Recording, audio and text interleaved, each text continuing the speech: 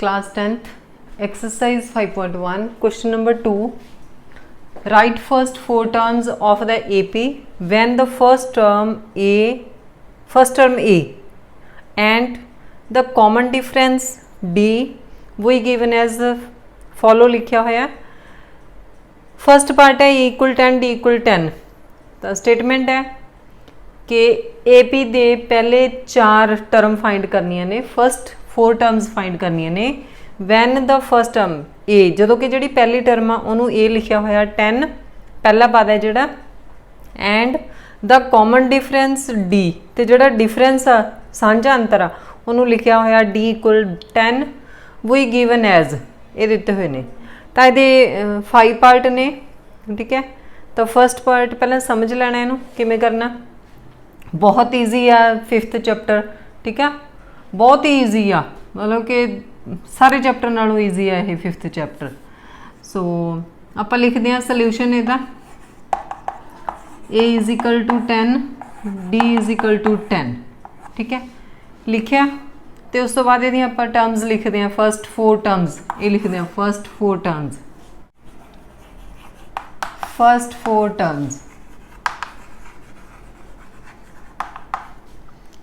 तो first term नू लिखना आप A1, ठीक है. तो A1 होगी अपनी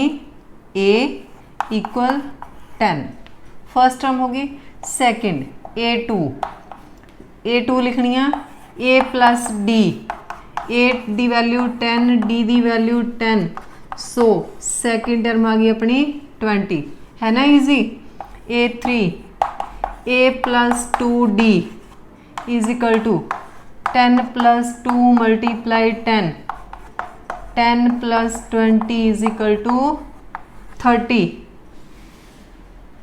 नेक्स्ट A4 फोर टर्म्स लिखनिया ने, ठीक है. A + 3D = A10 3 D दी वैल्यू 10, 10 + 30 = 40. सो ये हो गई अपन AP 10 20 30 40 सो ऑन. आप फर्स्ट फोर लिखनिया ने, तो हो गया फर्स्ट फोर टर्म्स, ठीक है. हुण ये तो सीगा कि इत्थे प्लस का ही साइन सी, ए दी वैल्यू भी 10 सी, डी दी वैल्यू भी 10 सी. So now second question, A = -2 D = 0. First four terms लिखनी ने, सीधा सोल्यूशन लिखांगे. A1 = A -2, A2 = A + D, A दी वैल्यू -2 D दी value 0 -2, A3 A + 2D, A दी वैल्यू -2 D दी value 0 -2 + 0 = -2, A4 A + 3D, A दी वैल्यू -2 + 3 × 0 -2 + 0 = -2. सो अपनिया terms आ गई -2 -2 -2 -2, ठीक है. पंजाबी मीडियम भी सेम ही लिखना, कुछ ये पंजाबी लिखने की जरूरत नहीं है. इत्थे इक्वल का साइन आ, तो तुसी कॉमे पा के लिख देना इनू.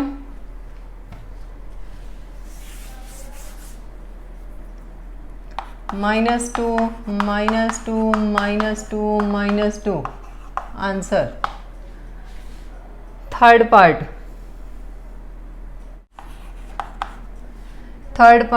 A = 4 D = -3. A1 solution, A1 A दी value 4, A2 A + D, A दी value 4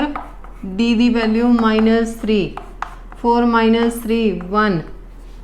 A3 A + 2D,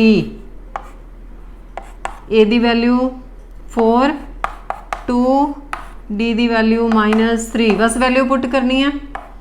4 - plus का साइन है माइनस आ 3 ਨੂੰ 2 ਨਾਲ मल्टीप्लाई करांगे -6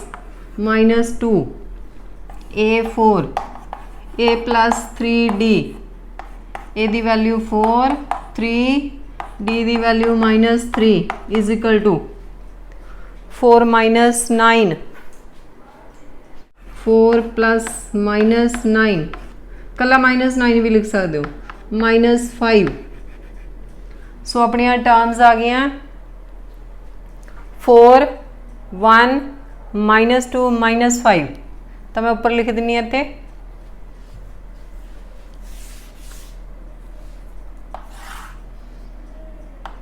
4 1 -2 -5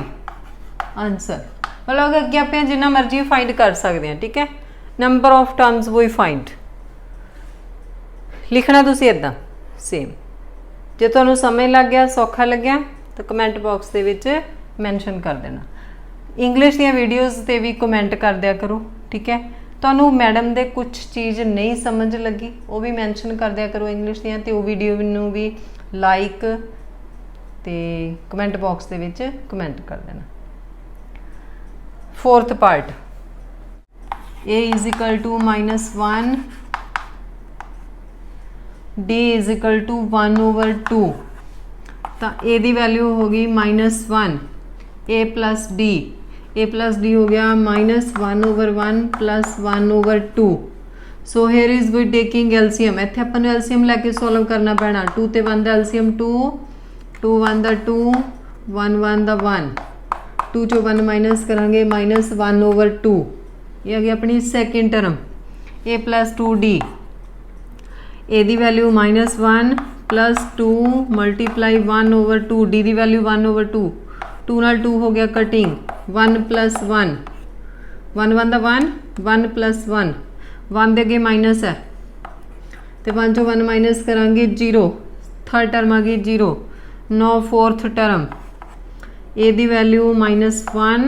plus D value 3 multiply 1/2 so ये आ जाएगा अपना -1/1 plus 3/2 so no we taking LCM 1 and 2 LCM 2 2 1 दा 2 3 1 दा 3 सो ये आ गया अपनी 1/2 3 चो 2 माइनस करांगे ग्रेटर नंबर का साइन 1/2 सो इत्थे आपां सारियां टर्म्स लिख दिन्ने आ कॉमा पा के तुसीं नीचे हरेक दे विच लिख देणियां ने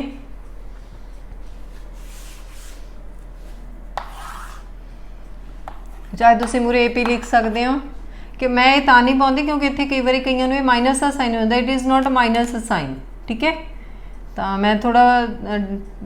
इदां लिख दिनी -1 -1/2 0 1/2 ये हो गई अपनी 4 टर्म्स। ठीक है no fifth part A is equal to -1 D is equal to A is equal to -1.25 D is equal to -0.25 so first term -1.25 A plus D A value -1.25 plus -0.25 -1.25 -0.25 plus करांगे दोवें साइन माइनस दे हो गए तो plus होगा तो अपना जो plus करांगे ना 1 माइनस 1.50 नौ थर्ड टर्म ए दी वैल्यू -1.25 प्लस 2 मल्टीप्लाई -0.25 -1.25 प्लस का साइन है minus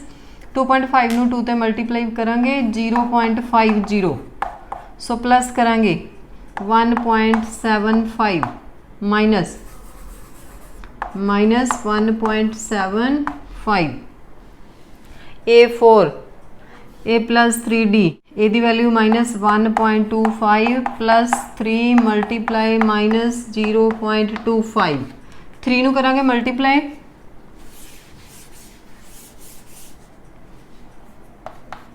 -1.25 minus plus minus minus 0.75 so both sign minus so now we adding the numbers minus 2.00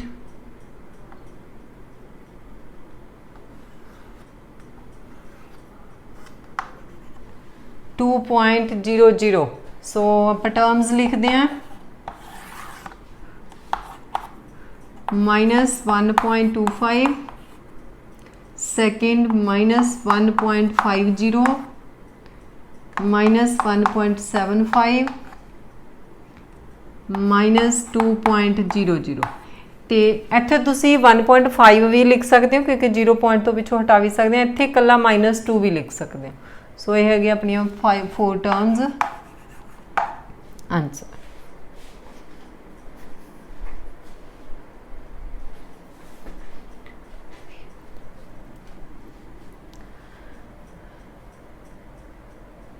third question हाँ जी third question for the following APs write first term and the common difference हुण जिहड़े नीचे सम दिते हुए ने 4 third question दे विच उन्हां दे विच आपां ओनली फर्स्ट टर्म लिखनी है ठीक है फर्स्ट टर्म मीनस ए लिखनी है एक तो आपां ने सैकेंड कॉमन डिफरेंस लिखना सांझा अंतर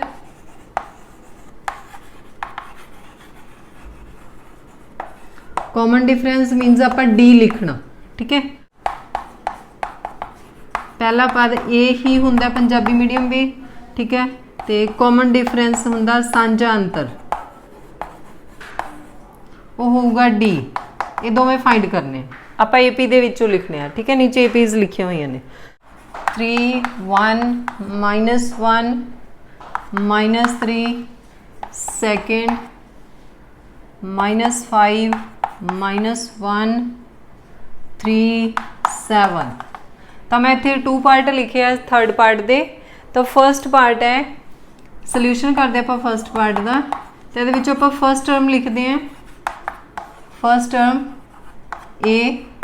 वो हैगी है 3 ठीक है पंजाबी मीडियम ये हैगा पहला पद बस इन्ना ही लिखना उस बाद हम आप लिखांगे कॉमन डिफरेंस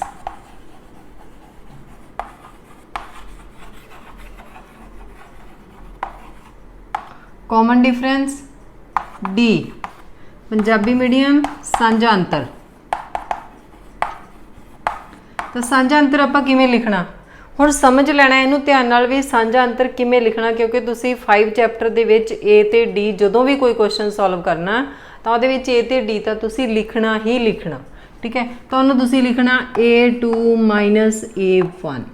इनू अपने दिमाग दे विच बिठा लेना ठीक है A2 - A1 हुण A2 किहड़ी है तो A1 किहड़ी है आप इत्थों लिख लेने ने A1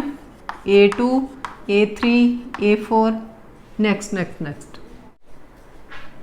तो A2 हैगी इत्थे अपनी 1 माइनस तो A1 हैगी अपनी 3 ठीक है हुण 3 दे विचों आपां 1 माइनस करांगे बिकॉज हेयर इज़ माइनस इत्थे माइनस का साइन ही लगना इत्थे जिहड़े मर्जी साइन लगे होण ठीक है तो आपां सिर्फ इत्थे माइनस का लाना तो 3 दे विचों 1 करांगे माइनस तो आ जाऊगा अपना -2 ठीक है एक अपना आंसर ये आऊगा 3 तो एक अपना आंसर आ जाऊगा ये -2 सारे सिंपल क्वेश्चन ने तो ये सीगा फर्स्ट पार्ट हुण आपां सैकेंड पार्ट करते हैं सैकेंड पार्ट दे विच इदां ही लिखना फर्स्ट टर्म ए की होगी -5 ठीक है पहला पद की होगा -5 तो सैकेंड कॉमन डिफरेंस लिखना डी सांझा अंतर तो की होगा A1 A2 A3 A4 हो गया तो भी आप लिखना A2 - A1 तो A2 -1 तो A1 -5 हुण लिखना कि मैं वो देख लो तो फर्स्ट टर्म तो होगी अपनी -5 सैकेंड पार्ट उस तो अगे कॉमन डिफरेंस लिखना D A2 माइनस A1 लिखे आप तो हुण इहनूं लिखना किदां A2 इत्थे हैगा -1 एक माइनस ए वाला A1 दे अगे भी माइनस का साइन -5 तो इहनूं आपां ब्रैकेट च लिखांगे so now here is 2 minus sign so minus minus plus -1 plus 5 plus 1 minus so 9 by subtracting 5 चो 1 माइनस करांगे 4 तो कॉमन डिफरेंस है जिहड़ा वो आ जाऊगा 4 फर्स्ट टर्म हो गई -5 तो डिफरेंस हो गया अपना 4 बस ये 1-1 मार्क्स वाले क्वेश्चन है ठीक है 5.1 दे ऑल क्वेश्चन 1-1 मार्क्स वाले क्वेश्चन है तुहानूं इदां AP लिख के उहदे विचों पुछया जा सकदा तो एक दिन मैं तुहाडा इदां ही 1-1 मार्क्स वाले क्वेश्चन का टेस्ट लऊँगी ठीक है 3rd 4th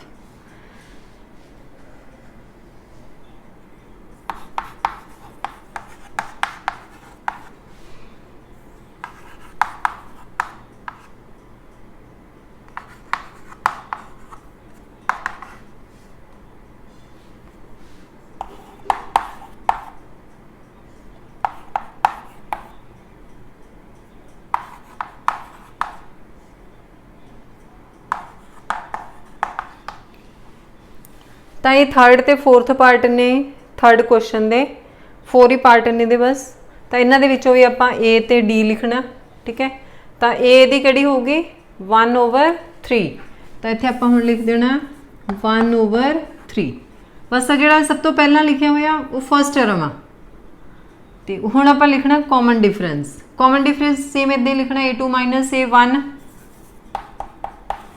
तो A2 हैगा 5/3 तो ये सारियां APs ने ठीक है ये सारियां की ने APs लिखिया होया क्वेश्चन दे विच तो इत्थे आपां लिखना A2 माइनस A1 तो आपां इहदा लिखदे हां A2 माइनस A1 की है तो same A1 A2 A3 A4 तो आपां लिखदे हां A2 5/3 ये साइन माइनस ही लगूगा 1/3 जे तुसीं इदां इहनूं पहलां लिखता इहनूं बाद फिर तुहाडा गलत हो जाना ठीक है तो डिनोमीनेटर सेम आ 3 5 माइनस 1 हो जाएगा अपना 4/3 सो अपना डिफरेंस आ गया 4/3 फर्स्ट टर्म आ गई 1/3 हुण अपना 4th पार्ट 4th दे विच भी पहलां लिखनी फर्स्ट टर्म किहड़ी होगी 0.6 हो गया अपना पहला पद उस तो बाद लिखना अपना कॉमन डिफरेंस साझा अंतर की होगा A2 माइनस A1 तो इत्थे आप लिखते हैं ये हो गया 0.6 4th पार्ट का आंसर तो A2 माइनस A1 1.7 माइनस 0.6 1.7 दे विचों 0.6 माइनस करांगे तो आ जाऊगा अपना 1.1 सो कॉमन डिफरेंस आ गया अपना D इज इक्वल टू आ गया 1.1 तो ये सीगे अपने सैकेंड ते थर्ड दे part I hope all student have understand these sums so no comment in comment box and like the videos ठीक है सारे बच्चे लाइक कर दिया करो लाइक का कुछ नहीं मिलना ओनली सिर्फ मोटिवेशन मिलती है मैनू भी तुहानू वधिया लग्या